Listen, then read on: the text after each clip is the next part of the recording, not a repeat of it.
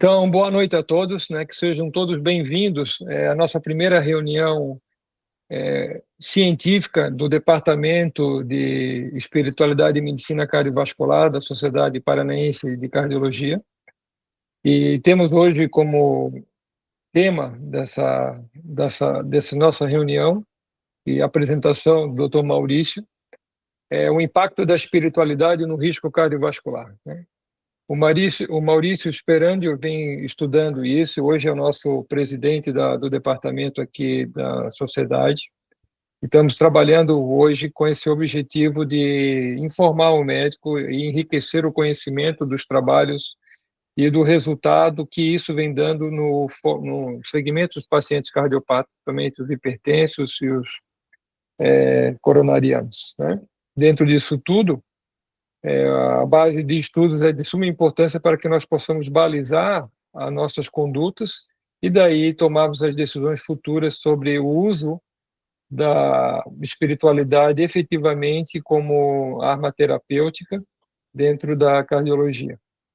Para isso, a gente primeiro tem que entender e se balizar dentro desse processo para que ela saia da conotação mística para a conotação científica, e assim a gente conseguir ajudar melhor os nossos pacientes e compreendermos melhor o resultado disso no mundo real que nós trabalhamos. Então, eu convido o Dr. Maurício a iniciar a palestra. Temos aí o Dr. Antônio Lemes, o Dr. Antônio Leme e o Dr. Evandro Krieger, que serão os debatedores, né, dos assuntos que serão, porventura, colocados. Maurício, pode iniciar, por favor. Obrigado, Jorge, obrigado pela introdução. Fico muito feliz de estar aqui hoje, abrindo os nossos trabalhos do ano pelo GENCA, dando uma pequena contribuição aí com relação a esse esclarecimento sobre o impacto dessa abordagem da espiritualidade no risco cardiovascular. Qual que é a ideia de hoje? Uma coisa sempre me perturbou bastante, me incomodou bastante, que foi justamente correlacionar o que nós estamos fazendo aqui nessa área de espiritualidade, religiosidade, em termos de vínculo com a saúde, com a medicina, correlacionar em termos de impacto com o que já existe consolidado em termos de ciência médica.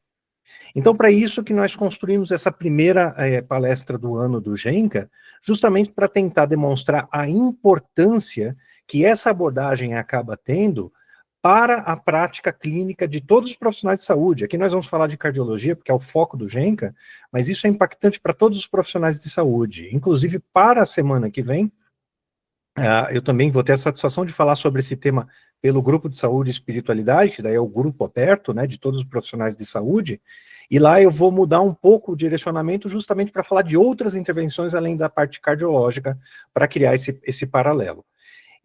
Vocês vão me pegar correndo bastante hoje, porque nós mudamos um pouco a dinâmica do encontro.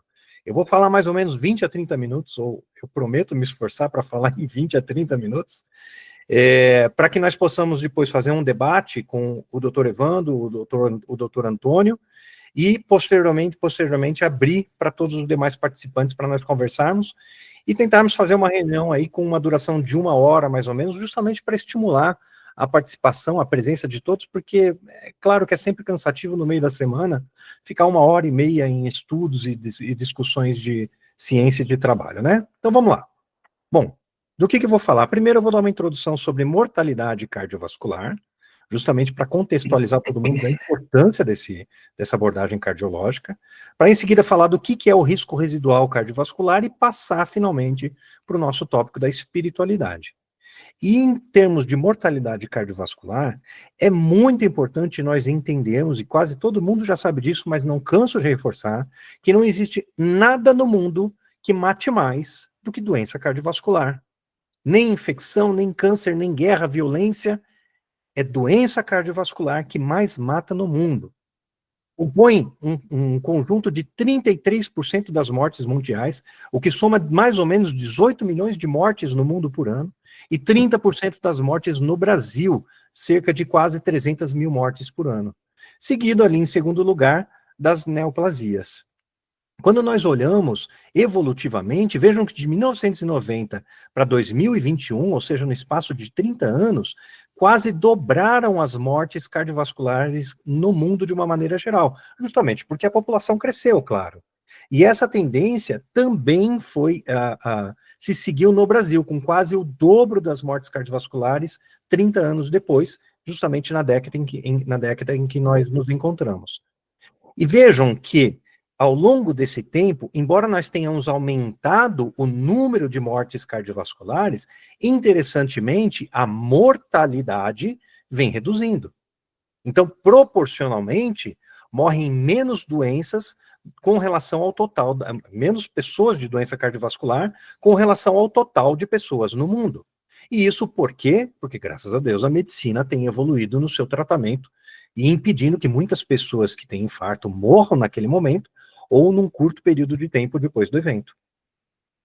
A despeito disso, a população vai continuar envelhecendo. Embora nós não iremos passar até 2050 dos 80 anos em termos de expectativa de vida, como os países de alta renda, nós estamos aqui no meio, nós vamos aumentar a nossa expectativa de vida das mulheres de mais ou menos 72 para 76, 78, e dos homens de 70 para 74. Nós homens sempre morremos mais cedo, né? E em função disso, esse gráfico é bastante poluído, mas eu vou separar justamente o que diz respeito aqui à América Latina, nós vamos ter justamente o que eu disse, em termos de números absolutos, um aumento, e é essa coluna, essa linha vermelha aqui, um aumento das doenças cardiovasculares, das mortes por doenças cardiovasculares no mundo, acompanhadas de um aumento nas doenças neoplásicas. Mas a medicina, é assim que se espera, continuará progredindo. E a tendência é que, proporcionalmente, essas mortes diminuam em relação ao total da população. A despeito disso, então, justamente por isso que nós estamos aqui, nossos pacientes infartam. E não é só infarto, é o derrame também. Mas eu vou puxar a sardinha para a minha cardiologia e falar de infarto. Nossos pacientes infartam por hipertensão, por diabetes, por sedentarismo, por obesidade, estresse, má alimentação, tabagismo, um monte de coisa que leva a esse quadro clínico, e é justamente esse quadro clínico que também contribui para depois com o aumento da mortalidade pós-evento cardiovascular. Porque uma coisa é morrer no primeiro evento, outra coisa é que todos que possuem um primeiro evento cardiovascular estão no maior risco possível de terem um próximo evento. Ou seja, se eu tenho um infarto, justamente sou eu que tenho o maior risco de ter um infarto de novo, porque eu já provei que eu posso ter. E qual é esse risco? Nesse estudo aqui do European Heart Journal, eles encontraram em 5 anos uma mortalidade de 12,5% após o primeiro infarto. E quando nós estendemos isso para um prazo de 20 anos, as curvas podem chegar a mais ou menos 75% de pessoas em 20 anos mortas após o primeiro infarto. Então, isso significa que só 25% das pessoas estarão vivas após os 20 anos depois de terem um infarto. Pois muito bem. E o que nós fazemos para prevenir tudo isso? O que nós fazemos? Nós trabalhamos com aquilo que nós temos em mãos. E o que nós temos em mãos? Medicações. E isso é um ponto muito importante, porque a primeira etapa da manutenção dessa sobrevida aumentada depois de um evento cardiovascular é prescrever adequadamente. E o primeiro motivo de dificuldade com relação a isso é culpa do médico. Porque nós sabemos, e existem vários estudos demonstrando isso, que muitos médicos não prescrevem adequadamente, não realizam uma prescrição adequada com todas as medicações necessárias na alta do paciente do infarto. Segundo ponto é otimizar a dosagem dessas medicações. E a grande dificuldade aí vem para a parte ambulatorial, porque muitas vezes os médicos também, os cardiologistas também, não chegam às doses preconizadas para promover o melhor tratamento possível pós-evento cardiovascular. E aí, vamos supor que o médico tenha prescrito adequadamente e chegado nas doses adequadas, outra coisa que nós falhamos bastante é indicar reabilitação cardiopulmonar. E quando nós indicamos, poucos pacientes conseguem realmente fazer, porque isso geralmente não é coberto pelos planos de saúde e acaba tendo um custo que os pacientes não querem, com o qual os pacientes não querem arcar. Mas, então, prescrevemos todas as medicações e o paciente vai fazer reabilitação cardiopulmonar. Qual que é o próximo problema? A adesão terapêutica. Então, muitas vezes, a despeito da prescrição, os pacientes não tomam as medicações corretamente. E aí são dois culpados, paciente e profissional de saúde e médico, porque nós também temos um papel na doutrinação, na educação de o quanto é importante o uso dessas medicações justamente para aumentar a sobrevida após evento cardiovascular. Só que, a despeito da adesão terapêutica, o próximo problema são as mudanças no estilo de vida.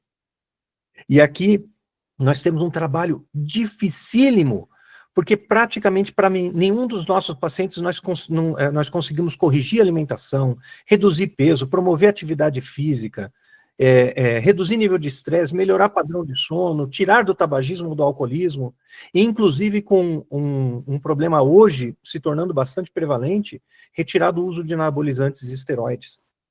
Então, nós vemos que tudo isso são problemas em termos de tratamento do paciente, tanto no sentido de evitar ou reduzir a chance de sofrer o primeiro evento cardiovascular, quanto também no contexto de evitar o segundo, terceiro ou quarto, que seria a prevenção cardiovascular secundária.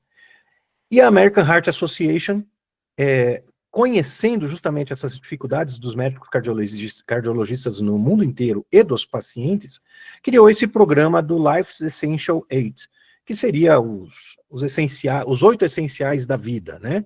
Eles justamente abordam aqueles fatores de risco ali que eu mostrei para vocês: alimentação, exercício, a glicemia, o peso, o colesterol, pressão arterial, tabagismo e sono, como pilares de um bom tratamento cardiológico na prevenção primária e secundária do infarto ou do derrame. Mas, aí nós começamos a falar de risco cardiovascular residual. A despeito de nós implementarmos todo o tratamento médico possível e perfeito, a despeito do paciente aderir adequadamente a todo esse tratamento, ainda existe um risco desse indivíduo infartar ou ter um novo derrame. E a isso nós chamamos de risco cardiovascular residual, que é justamente quando nós otimizamos todos os fatores de risco relacionados a lipídios, inflamação sistêmica, glicemia, e esse paciente, porque existe um colesterol alto a despeito do tratamento otimizado, possui uma inflamação que nós não sabemos como controlar ainda, digam os estudos a respeito de colchicina que falharam em demonstrar efetividade no controle da inflamação. Um risco residual de trombose, um risco residual de um triglicerídeo mal controlado. A lipoproteína A, que é um fator de risco importantíssimo, que hoje a cardiologia tem começado a dar cada vez mais atenção, e por enquanto sem tratamentos disponíveis para redução, né? E o diabetes, que mesmo quando a glicemia se encontra adequadamente controlada, ainda representa um impacto significativo para o desenvolvimento da doença cardiovascular. Então, tudo isso constitui um risco cardiovascular residual, chamado de residual, e para o qual nós não temos solução ainda. E isso faz com que nossos pacientes, mesmo fazendo tudo certinho, ainda estejam expostos a um risco não controlável de sofrer um novo evento. E é aí que mostraram justamente todos esses artigos, que esse risco cardiovascular precisa ser abordado em termos de pesquisa para descobrir novas terapêuticas para atacar esse problema na sua fonte, mas fundamentalmente, aqui os riscos cardiovasculares que eu mostrei para vocês, né? Mas fundamentalmente o nosso foco deve se estender a outras coisas que nós possamos ajudar no sentido de atender o ser humano como um todo, e é por isso que essa aula se encontra aqui dentro do grupo de estudos em espiritualidade e medicina cardiovascular da sociedade. O tratamento do ser humano é biopsicossócio-espiritual. Em que sentido? Nós precisamos abordar fatores psicossociais como ansiedade e depressão. A família influencia de uma maneira gigantesca na saúde do indivíduo. Às vezes o indivíduo sai de um infarto, né, ficou 5 dias internado no hospital, vai para casa e um estresse familiar que existia antes volta com toda a força, liberando cortisol, liberando noradrenalina. Como que o coração vai aguentar diante desse impacto? A educação e a cultura influenciam, a moradia, o urbanismo, o saneamento. Como que a gente pode dizer que as finanças e o trabalho do indivíduo não contribuem para esse risco cardiovascular? O clima e a ecologia, e a nossa estimada espiritualidade. Porque diversos estudos demonstram para a gente o impacto da religiosidade, da frequência religiosa, da comunidade, do coping, das experiências espirituais. São tantas coisas para serem abordadas que nós não podemos cruzar os braços para esse aspecto no sentido de falar, eu fiz tudo o que pode ser feito. Quando existe tudo isso a mais que pode ser abordado para ajudar na redução desse dito risco cardiovascular residual do paciente que sofreu um evento cardiovascular. E é por isso que dentro desse contexto do Life Essential 8 da American Heart, eles compreenderam com muita razão que esse processo é muito maior do que parece, não envolve só o controle desses fatores de risco, envolve justamente os aspectos psicológicos, tanto no sentido de aspectos prejudiciais como ansiedade, depressão, estresse, pessimismo, quanto nos fatores benéficos, quanto o bem-estar psicológico, prática de mindfulness, o exercício da gratidão e do otimismo, e o propósito existencial, que, se vocês forem pensar bem, é o que muito falamos na espiritualidade. E, além disso, o contexto social em que o indivíduo se insere em círculos concêntricos de áreas sociais cada vez mais amplas, que definem, que impactam grandemente na vida dele, em termos de saúde e doença, né? Sabemos tanto que isso é verdade, que o famoso estudo Interheart lá de 2004 já viu justamente que a ansiedade e a depressão contribuem com 33% do risco de infarto para os indivíduos. E esse risco de 33% é maior do que qualquer outro fator de risco isolado, como tabagismo, obesidade, sedentarismo, diabetes, hipertensão. Então vejam o impacto que tem não darmos atenção para esses outros aspectos e chamamos isso de risco cardiovascular residual. E nós estamos olhando só para aqueles fatores não tratáveis e estamos esquecendo todos esses outros fatores que devem ser abordados para a redução desse risco.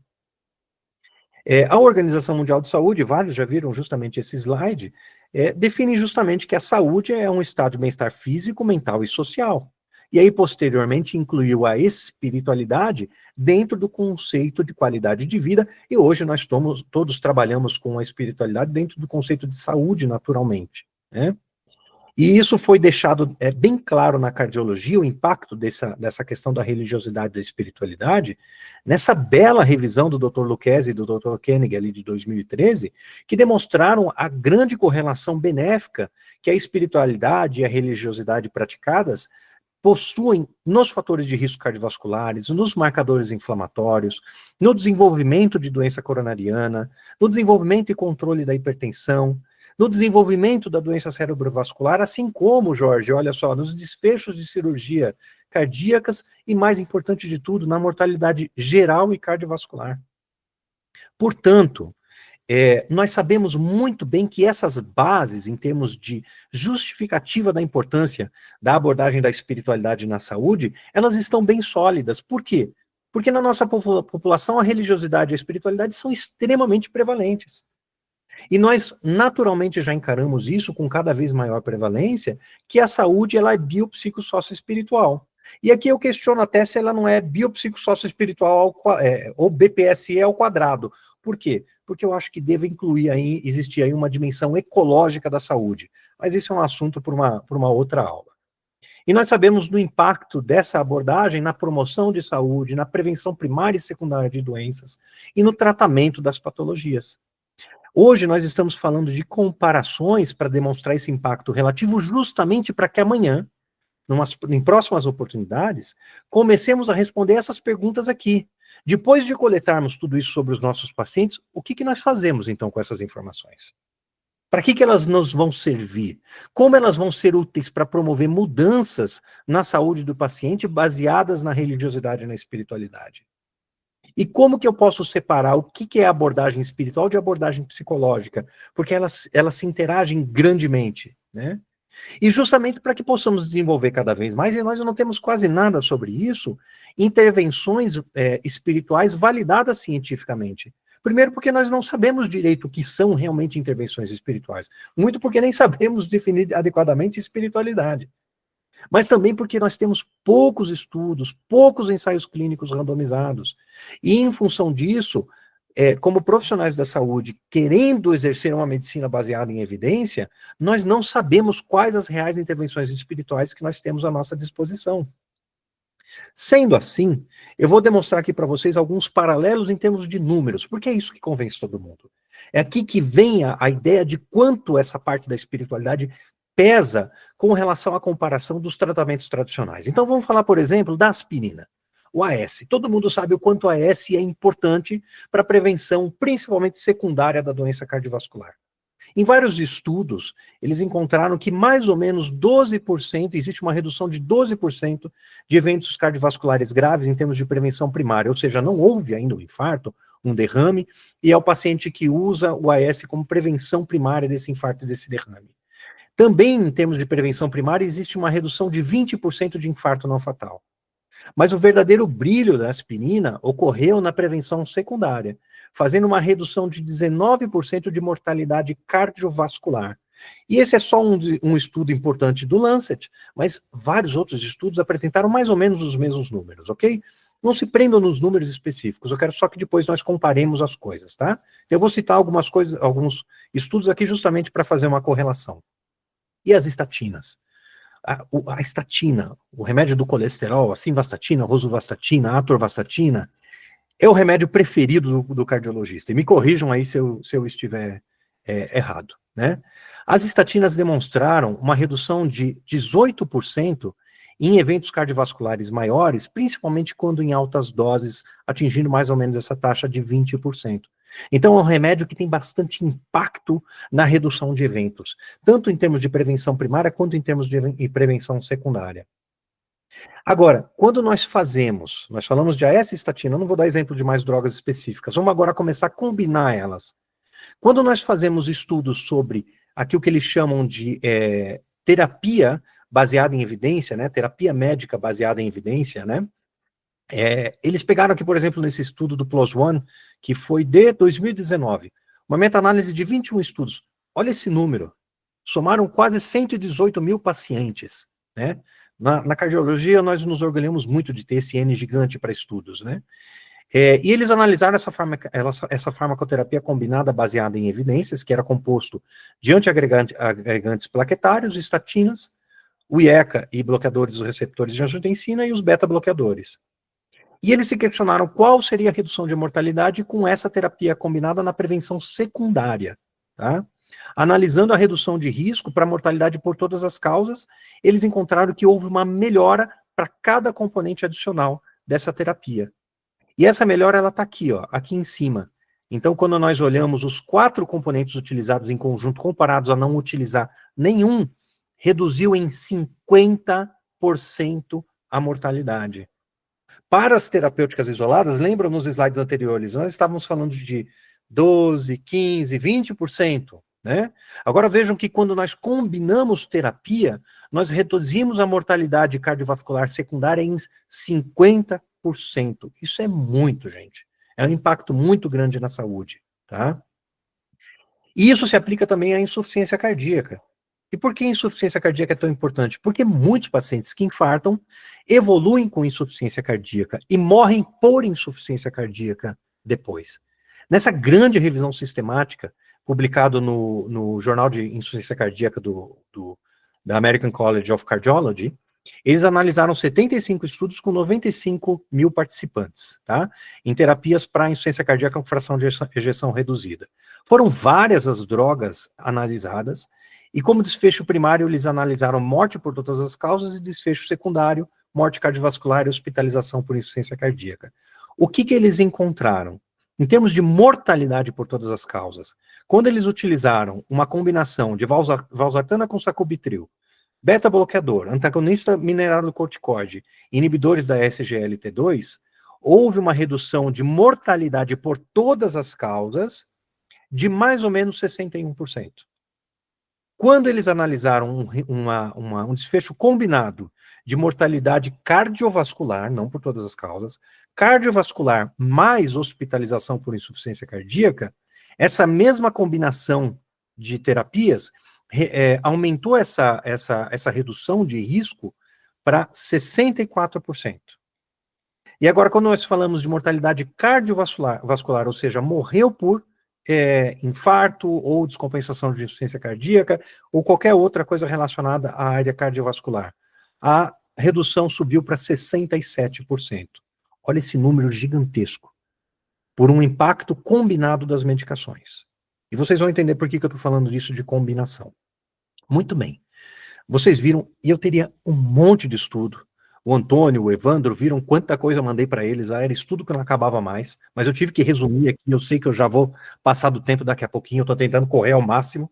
São muitos estudos de alto nível de evidência clínica, ensaios clínicos, estudos randomizados controlados, e em cima desses ensaios clínicos, revisões sistemáticas com meta-análises gigantescas. Então, isso aqui é o topo da evidência científica em termos de qualidade científica. Agora, então, vamos falar da religiosidade. Vamos iniciar essa comparação. Um dos estudos que eu gosto mais de mostrar e falar, inclusive, para os meus pacientes, é esse grande estudo, Nurses Health Study, que pegou quase 75 mil mulheres sem doença cardiovascular ou câncer e acompanhou por 20 anos, de 92 a 2012. Na verdade, esse estudo continuou e eles já têm mais de 30 anos de acompanhamento, né? Mas nessa publicação eles estavam com 20 anos de acompanhamento. E o que eles analisaram? Frequência religiosa. Ou seja, ir ao templo, ir à sinagoga, ir à igreja, simplesmente ir ao seu serviço religioso. Eles encontraram o seguinte: só o fato de ir ao seu serviço religioso, e quanto maior era essa frequência ao serviço religioso, menor era a mortalidade. Só que detalhe, mortalidade geral, cardiovascular e por câncer. E esse estudo, ressalte-se, foi feito por aquela figurinha ali, pelo Dr. Tyler Vanderwill, um dos maiores estatísticos do mundo, é um estatístico de Harvard.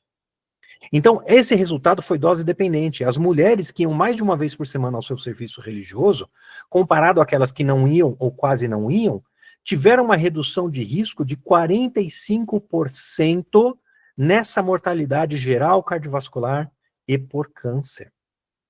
Lembra do número das terapias combinadas? Não estava mais ou menos nisso, 50% a 60%? E essa tendência continuou ao longo do tempo com as curvas se afastando, né? Ok, esse gráfico tudo bem. Nesse outro estudo, tá, eles analisaram o seguinte: eles dizem que é um estudo publicado no Journal of the American Heart Association, então é um paper bastante importante, tá? Um jornal bastante importante, bastante impacto, em 2022.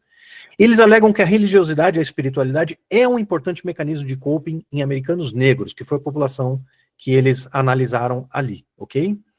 E eles buscaram correlacionar religiosidade, espiritualidade com o Life Simple 7, que é um programa anterior àquele Life Essentials 8, que eu mostrei para vocês ali no começo, tá? Eles encontraram, através dessa análise, que quanto maior a religiosidade e a espiritualidade, maior é a associação com um score alto desse Life Simple 7. Ou seja, as pessoas, elas aderiam mais à cessação do tabagismo, a uma melhor dieta, a prática de exercícios físicos, a redução de peso, o controle da pressão era mais adequado, o controle do colesterol era mais adequado, o controle da glicemia era mais adequado. E justamente correlacionando esses aspectos de religiosidade e espiritualidade. Eu não vou entrar nos detalhes aqui justamente para não tomar muito do tempo, tá? Nesse outro estudo, já é um estudo pequeno, mas veja que é um estudo feito com muçulmanos, tá? Publicado no Journal of Religion and Health, que é o principal jornal, o principal veículo para publicações em religiosidade e espiritualidade. Um estudo de causa-controle de 190 casos de pacientes com doença coronariana estabelecida. E o que eles analisaram? Que a frequência religiosa, então, mais uma vez, só ir ao serviço religioso, quando analisados pessoas que iam mais de 5 vezes por mês em relação às pessoas que não iam ao seu serviço religioso, houve uma redução de risco de 73% do risco de desenvolvimento de doença coronariana ou de instabilização de doença coronariana ao longo de 5 meses após o evento primário. Tá? E nesse outro artigo aqui, que é um artigo lindo, muito legal, curto de ler, quem puder, acesse, do Dr. Giancarlo Lucchetti, que é um professor de religiosidade e espiritualidade, um grande pesquisador, um dos maiores pesquisadores do mundo. Ele analisou o impacto da religiosidade e espiritualidade na mortalidade em termos de comparação com várias intervenções de saúde. E esse artigo eu vou usar bastante semana que vem lá para o GSE.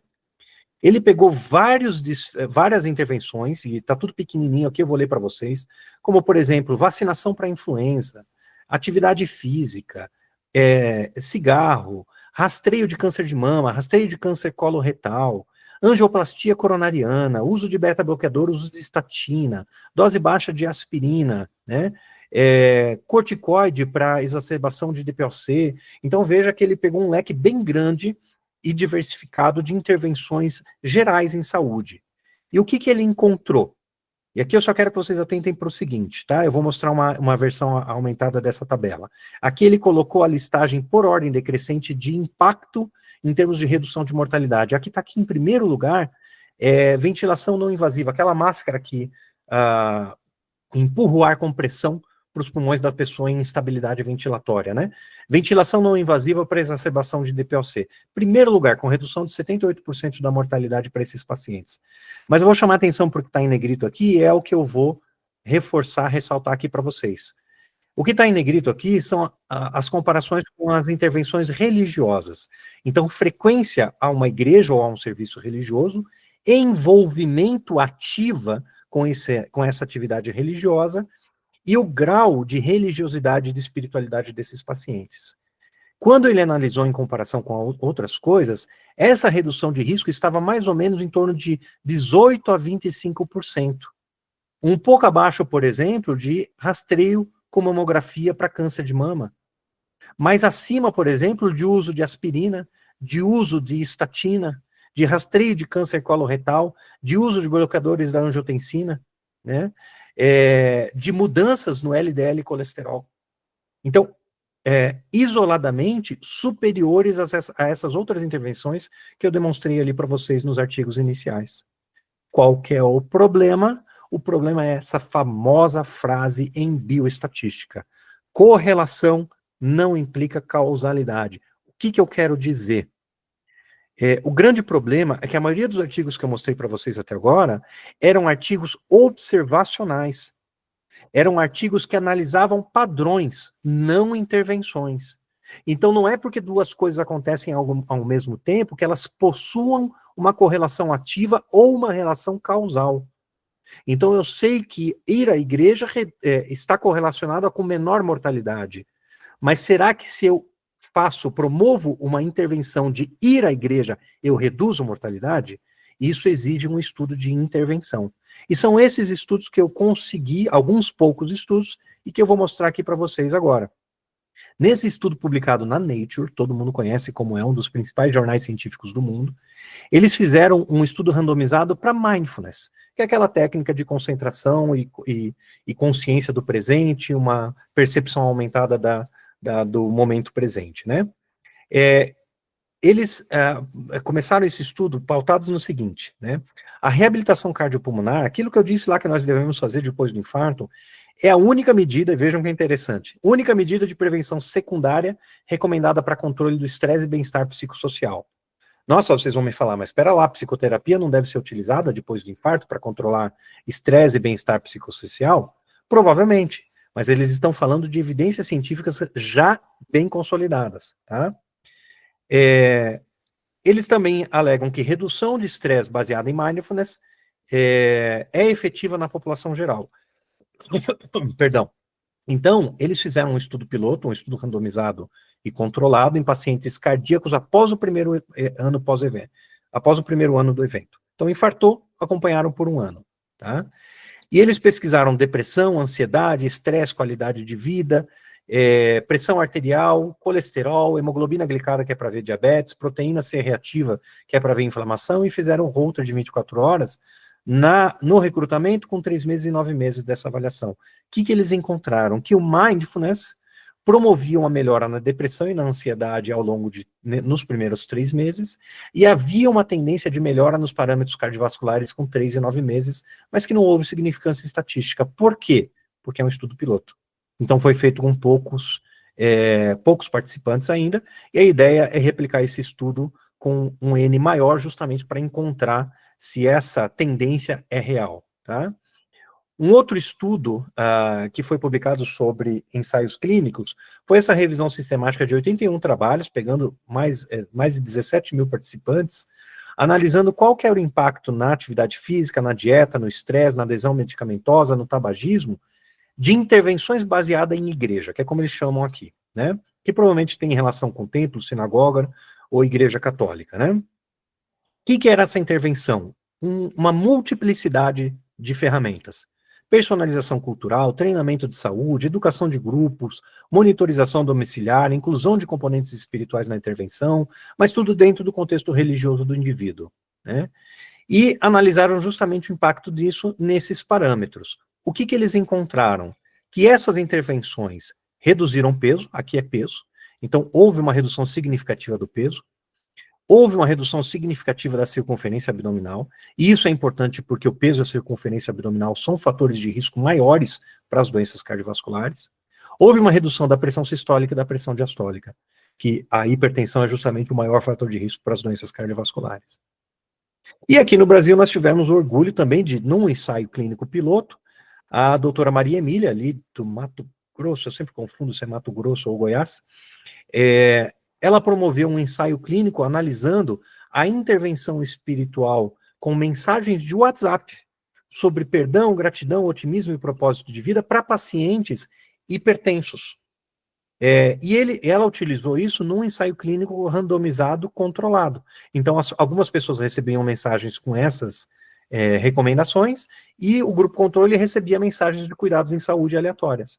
E o que eles encontraram? Que houve uma redução da pressão arterial desse grupo terapêutico com relação à pressão inicial que esse grupo terapêutico apresentava e também com relação ao próprio grupo controle ao longo do estudo. E mais do que isso, um dado bastante objetivo, houve uma melhora da dilatação vascular fluxo mediado. O que significa isso? Mais saúde endotelial. E quando nós falamos de doença cardiovascular, nós estamos falando de adoecimento endotelial. E isso é um dado muito importante porque é um dado objetivo, medido por aparelhos. Tá? Nesse último estudo aqui sobre intervenção espiritual, uma revisão sistêmica de 15 estudos, eu já estou aumentando, querendo que seja tudo verdade, né? De 15 estudos, com 2.000 pacientes, eles fizeram uma meta-análise de 12 desses 15 estudos. E analisaram intervenções baseadas também em religiosidade e espiritualidade. O quê? Preces, rituais, imposição de mãos, leitura religiosa, discussões, aconselhamento, mantras. E encontraram que houve redução de frequência cardíaca, houve redução de ansiedade, houve redução de depressão, e nós vimos ali quanto ansiedade e depressão são importantes. Houve aumento do bem-estar espiritual e aumento dos níveis de esperança. Então, como que nós ficamos? Nós ficamos com a ideia de que é lógico que não podemos exigir do médico e do cardiologista que façam além disso, porque já é um trabalho hercúleo conseguir controlar tudo isso dos nossos pacientes. Mas o ponto ao qual eu quero chegar é que nós não podemos negligenciar isso aqui. Porque isso faz parte do risco residual dos nossos pacientes. Então, é claro, nós estamos num grupo falando de espiritualidade, mas negligenciar também a parte psicológica e a parte social significa permitir que esse risco residual continue sem abordagem, sem tratamento. Eu não preciso resolver todos esses problemas do meu paciente, mas eu tenho que detectar esses problemas e encaminhar para quem resolva. Senão, nossos pacientes estarão abandonados nesse aspecto importantíssimo das suas vidas. Considerando que muitas vezes o que levou eles à doença cardiovascular num primeiro momento foi justamente alguns desses componentes. Dessa maneira, para colocarmos isso em prática, o que nós podemos fazer amanhã? Primeiro, perguntar sobre a espiritualidade para os nossos pacientes, e mais do que isso, perguntar sobre a saúde psicológica, perguntar sobre a saúde social. Fazer uma análise, conforme o nosso conhecimento, cada um se encontra numa fase diferente de conhecimento sobre esses temas, analisar onde estão problemas e como eu posso intervir ou encaminhar para ser intervido em termos de melhora da saúde completa, integral desse indivíduo. E incentivar a prática da religiosidade, da espiritualidade daquele indivíduo, seja qual for ela. Por quê? Porque o que é sólido? Nós sabemos que existe um benefício. Não sabemos ainda como funciona, não sabemos ainda como intervir, mas nós sabemos que existe uma correlação de benefício. Portanto, incentivar nós podemos. Dessa maneira, nós ficamos com alguns desafios bastante interessantes, tanto para ensino quanto aplicação prática no dia a dia e pesquisa. Nós precisamos cada vez mais desmitificar o que é espiritualidade, justamente para transmitirmos esse conhecimento científico aos profissionais de saúde, disseminando esse conhecimento nas academias e nas práticas clínicas, promovendo treinamento acadêmico, educação continuada para quem já está formado, e integrando isso no nosso dia a dia de consultório, mas não só no consultório, mas também em programas hospitalares de incentivo à religiosidade e à espiritualidade. Agora, mais do que isso, tudo isso não vai servir se nós não realizarmos ensaios clínicos, estudos randomizados e controlados, estudos de intervenção para entendermos o que nós podemos fazer em termos de boa evidência científica. Dessa maneira, eu concluo dizendo que a religiosidade e a espiritualidade possuem, sim, um forte impacto na saúde e na doença de todos nós. Que ela está correlacionada com um menor risco cardiovascular, mas apenas de uma maneira mais forte em termos de nível de evidência em estudos de coorte e retrospectivo. E, por consequência, nós precisamos estudar mais para saber o que é causalidade e o que é aleatoriedade de correlação. Precisamos, portanto, de mais estudos prospectivos em ensaios clínicos, mais estudos de intervenção, e justamente para que possamos promover a religiosidade e a espiritualidade como uma ferramenta efetiva na redução de risco cardiovascular. E com isso, depois desses 100 metros rasos da minha fala, numa respiração só, eu encerro com talvez meia hora, será? Não, eu passei de meia hora, né, gente? Passei de meia hora da fala, mas eu acho que nós temos aí um bom espaço de tempo para conversarmos e fazermos o nosso debate agora. Estou à disposição do Dr. Jorge e dos meus demais colegas. Excelente palestra, Maurício, ficou muito bem claro, acho que o objetivo foi cumprido. E agora vamos convidar o Evandro e o Antônio para discutir os aspectos que eles consideram importantes para que saiamos com um resultado positivo desse webinar e assim colocarmos em prática como as duas proposições foram colocadas. Evandro, o que você me diz dessa praticidade? Como é que você vê isso hoje na prática clínica, na cardiologia de consultório? O que dá para ser usado, o que não dá? Então, primeiro agradecer ao Maurício, a gente já tinha conversado durante o final de semana, né, sobre esse tema, conversando, é um tema extremamente empolgante e né, estamos nesse caminho, né, de discutir para implementar na nossa prática de consultório. Eu acho, Jorge, que a gente tem que, primeiro, como falou aí, primeiro perguntar para o paciente. Né? Eu acho que não é necessário perguntar para todos os pacientes. Tem paciente que vai lá só fazer um pré-operatório, paciente jovem que vai fazer aquela consulta, você não sabe quando vai voltar. Então, às vezes o paciente não está nem interessado em falar de espiritualidade, mas aquele paciente que já vem com uma hipertensão, ou já vem infartado, às vezes o paciente é atendido num conhecimento, é atendido em pronto-socorro, infarta e vem para você para dar continuidade. Esse paciente, sim, vai permanecer com você muitos anos no teu consultório. Esse paciente se pergunta, e não é uma coisa de uma consulta somente. Na primeira consulta você faz um screening e cada consulta que o paciente vem com você, você vai aprimorando essa história. Eu acho que nesse trabalho nosso aí do grupo de estudo de formiguinha, cada um a gente coletando dados, eu acho que a gente até poderia, daqui a algum tempo, se programar, fazer até um protocolo nosso de algumas perguntas, já pensando em um estudo científico, para todo mundo, quem tiver interesse, claro, em fazer isso, coletar os mesmos dados. E aí a gente, é um trabalho, como o Maurício falou ali, é um trabalho que demora muito tempo, mas aí a gente está começando, é o nosso trabalho de formiguinha. Quanto mais a gente tiver dados para incluir, melhor. Né? E, além disso, os colegas, os médicos, é mais uma coisa para estudar, porque você vai ter que entender a espiritualidade do teu paciente. O paciente, eu sou da Umbanda. Você tem que entender, tem que saber, né? Cada um aqui desse grupo tem a sua espiritualidade, seja qual for, mas é importante que a gente conheça as outras vertentes, ou até o paciente que é ateu, graças a Deus, né? Você tem que incentivar a espiritualidade dele. Ele é ateu, mas ele tem uma espiritualidade, no que ele é a âncora dele, no que ele se sente bem. Às vezes a gente diz, mas eu me sinto bem passeando com o meu cachorro, com a minha família.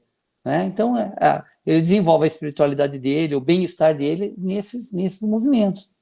Então, é mais uma coisa aí para a gente estudar. E entendo, a gente conversou isso na semana, né, Maurício? A tua angústia, né? Fizemos até uma terapia em grupo, nós 4, né? A tua angústia, o leque que abre nessa parte de espiritualidade, a parte socioeconômica também, que a gente às vezes não tem tempo, como você mesmo comentou, não tem tempo nem de prescrever ali, acompanhar a prescrição que é preconizada pela sociedade, né? A gente prescreve, e às vezes o paciente não acompanha, quanto mais chegar lá no teu terceiro quadro da parte socioeconômica e espiritual do paciente. Mas é um caminho que a gente, aos poucos, vai trilhando, né? Antônio, deixa você comentar um pouco também, Antônio.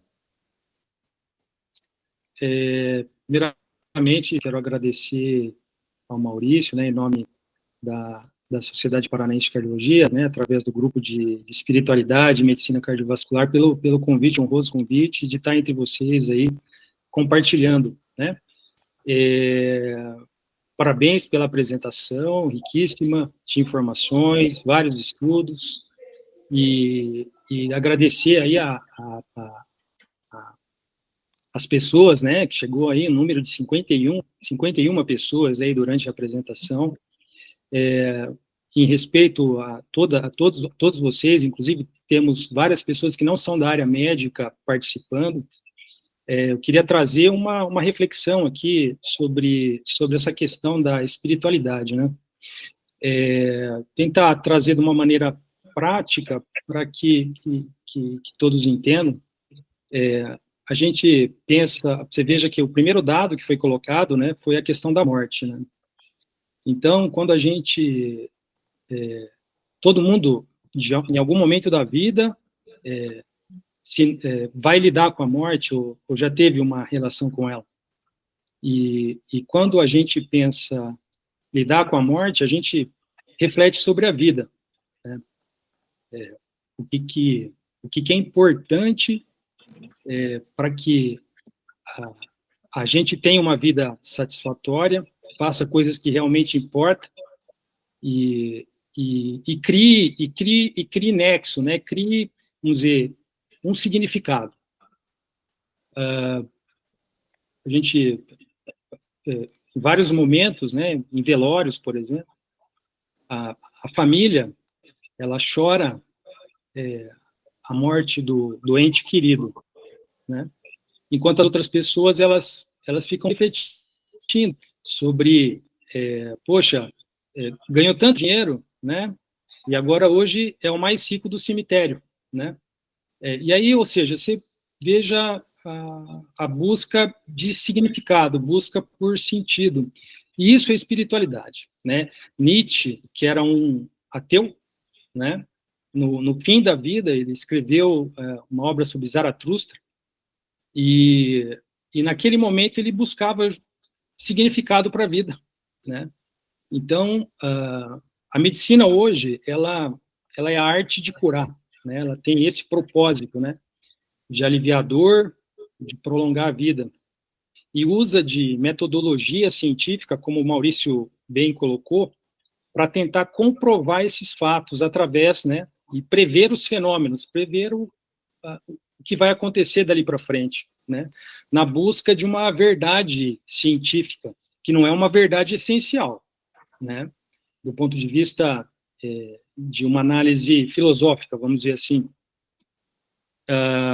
A Organização Mundial da Saúde, né, tem colocado o aspecto da espiritualidade dentro desse contexto biopsicossocial, e que realmente mostra que, a partir desta abordagem, ela promove mudança na qualidade de vida, né? Promove saúde. E essa dificuldade, por se tratar de um aspecto psíquico, né? As metodologias científicas, muitas vezes, acabam tendo dificuldade de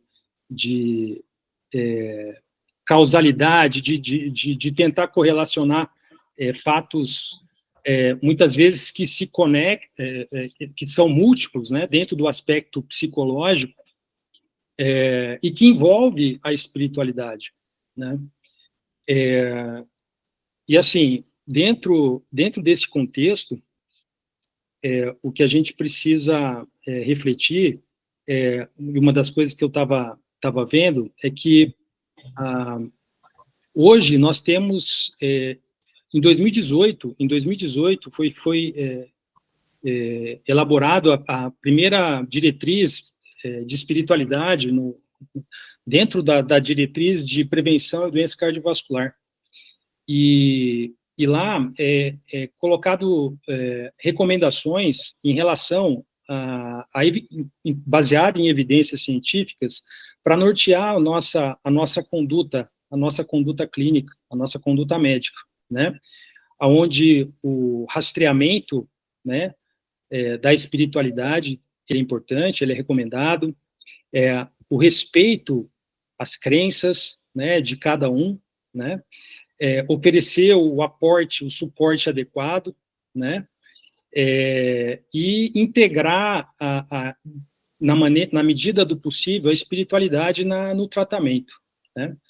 Ou seja, são questões que envolvem a ética, que é um grande problema, eu vejo como uma solução para que a gente possa fazer a boa prática médica, né? A prática adequada da medicina, respeitando a autonomia do paciente, né? A beneficência e a não maleficência, né? E a confidencialidade. Então, eu vejo que nós estamos evoluindo muito nesse sentido, e o mais importante, né, é a individualização de cada paciente. Cada pessoa é única, né, e criar entender isso, criar confiança, criar elo, para que a boa prática médica, ela atinja seu objetivo no que diz respeito à adesão do tratamento e muitas vezes a promover vamos dizer, uma saúde espiritual adequada, né? Era o que continha, Maurício, desculpe aí se eu viajei, espero que tenha delineado as minhas ideias de maneira adequada. Obrigado, Antônio, pelo posicionamento e também pela forma de analisar todo esse contexto. Acho que todos que estão assistindo essa reunião têm um objetivo em comum de implementar isso nas vidas dos nossos pacientes e nas nossas próprias vidas como conduta, porque todos sabemos que dentro disso há um resultado, né? Só que até então não tinha tido um ênfase tão importante dentro da área da ciência, fazendo com que hoje, mesmo que nós não possamos aplicá-los com todos os pacientes, mas aqueles que a gente observa e a gente possa favorecer a atuação desses processos biopsicossociais e espirituais, nós sabemos que trazem resultados muito positivos, que muitos já de maneira individual já vem fazendo durante um tempo. Só que agora, com a baliza de trabalhos, isso nos reforça e nos ajuda bastante ao acreditar, porque eu acho que o mais desafiante do ser humano é que ele acredite em algo, porque a partir do momento que ele acredita, ele forma novas ideias. Enquanto ele não acredita, a gente não adianta vender as ideias sem ele ter isso como sustentação na sua mudança de pensamento. Então, eu vejo que isso é um reforço positivo da nossa conduta. Para aquele que acredita, ele vai ter uma base da ciência baseada em evidência, com resultados mais robustos, e todos nós podemos fazer parte desse processo. Maurício, contigo agora o fechamento. Bom, eu não tenho nada mais a não ser agradecer a presença de todo mundo, porque é uma alegria ter uma noite de discussão tão produtiva como essa para iniciar nossas atividades. Eu acho que nós programamos, né, Jorge, Evandro, Antônio, aí, uma reunião mensal, e vamos ter uma programação bem interessante, inclusive para o mês que vem, nós vamos falar de doença coronariana. E eu tive um ok do José Fortes agora há pouco, então ele vai contribuir com a gente, ele vai ser o palestrante de doença coronariana para o mês que vem. Nós vamos estar divulgando isso nas nossas redes, nos nossos grupos, para termos a presença de todos por aí. Eu agradeço imensamente, Jorge, Evandro, Antônio, pela colaboração, pela ajuda. É uma maravilha ter a participação de vocês junto desse projeto, e lógico que isso não seria o que é hoje se vocês não estivessem junto desempenhando o trabalho que cada um de nós faz dentro do Genca, né? E, claro, agradecer a presença de todos que vieram aqui, porque se não tivesse audiência, não existiria reunião. E uma reunião com tanta gente assim é um orgulho para o nosso grupo de estudos, né? Obrigado, pessoal. Muito boa noite. Eu espero que todos tenhamos uma ótima semana. E mês que vem nós estamos aí de volta.